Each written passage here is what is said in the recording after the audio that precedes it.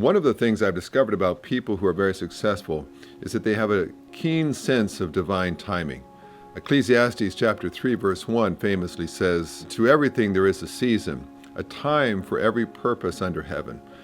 There's a time that's appropriate to do certain things in our life, and oftentimes people that struggle in life are those who get their timing off. Sometimes you can do the right thing but do it too soon, or maybe you do it too late. It was the right thing to do, you just didn't do it at the right time, and you lost much of the impact that you could have had. It also says that there's a season to everything, whether it's your job life, whether it's your walk with God, whether it's your marriage, relationships with your children. They all have a season to them, and many of us have never been taught anything about that. Here in North America, we know particularly 4 seasons. Springtime is a time of beginnings, where you plant seeds. It's about potential, about beginnings, newness. And that can be an exciting time, whether you're on a farm or whether you're experiencing new opportunities in your job life. But there will come various spring seasons throughout the course of your life. Perhaps when you get married, it's a springtime. Perhaps when you have children, it'll be a springtime. When you start a new job, it could be a springtime. Or perhaps even in the job you're in, suddenly you have a new springtime opportunity of being invited into management, or a new opportunity to take on a larger assignment than you've ever had before.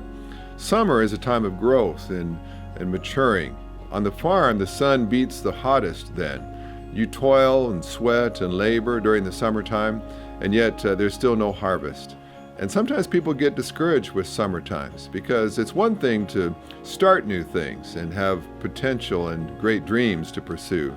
But when day after day in summer the heat is still burning down upon you and you're sweating and laboring without any harvest, you can get discouraged. But really what separates the dreamers from the achievers is what you do in summer. Can you stick with it during the heat until the harvest finally comes? The third season is autumn, or harvest. The Bible says God is not mocked. What you sow is what you'll reap. I don't have to predict the future as a prophet might, but I can pretty well predict what you can expect in your future if I know what you've been sowing. Whatever you sow, the Bible says you'll reap also. And harvest time is when you reach management, when you begin to be asked to be a mentor to others, where you experience the most success in your particular field. And then finally winter comes. That's a time of endings. Things die, things come to a close, and people don't like winter.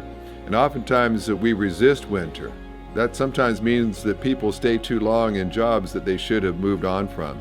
They hold on to relationships, or they continue to volunteer or to hold tasks that they're long past their effectiveness. The signs are all there that winter has come, but they don't want to let go. And the thing is about winter is that no matter how cold and bleak the winter may be, in God's economy there's always another springtime. So as you let go of a job, as you let go of a responsibility, perhaps even end certain relationships that are now draining you, you can do that with confidence, because as you let go of one thing in winter, you know that God will have something fresh and new for you in the new springtime that inevitably will come.